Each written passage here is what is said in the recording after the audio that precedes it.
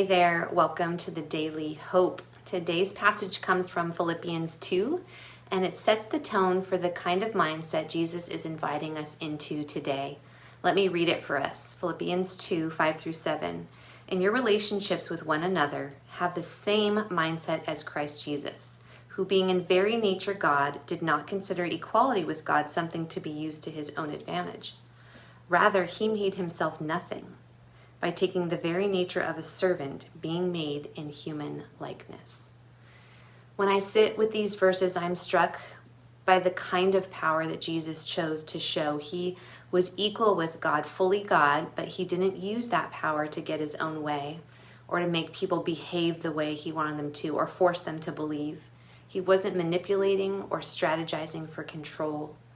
Instead, he became a servant. A servant listens. A servant pays attention to and is interested in what their master desires. And for Jesus, his master was his Father. Every bit of power he had was used in submission to God and in love toward others. And he didn't just become a servant. It also says that he became human. Willingly, he stepped into all the weakness, limitation, and vulnerabilities that come with being human. He actually disadvantaged himself so that we could receive something that we could never give ourselves.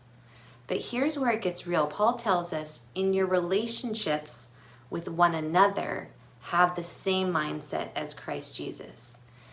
And honestly, that's where I struggle. I can become consumed with my own agenda. I want control. I want circumstances to match up exactly with my expectations. And even though I'm not equal with God like Jesus is and was, I can still try to use my association with him to push what I want, instead of considering the needs of others. One place I see this in my own life is parenting.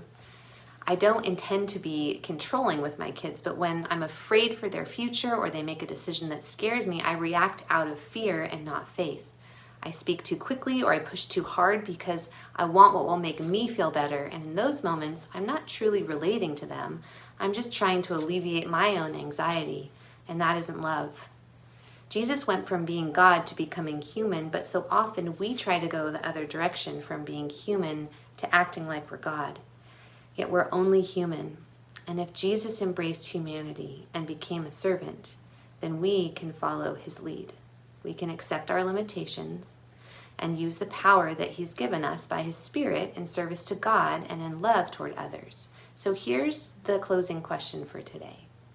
Is there any relationship where you find yourself trying to use God or your association with him to gain your own advantage or to get what you want? Are you caught up in your own anxieties and agenda? And what would it look like in that relationship to humbly acknowledge your humanity and use your power the way Jesus did, under submission to God and in love toward that relationship, that other person? This verse is Jesus modeling to us how to really connect to one another and to be united. We can look to him to show us how to do this. If we're not familiar with it or we're stuck, he will show you the way.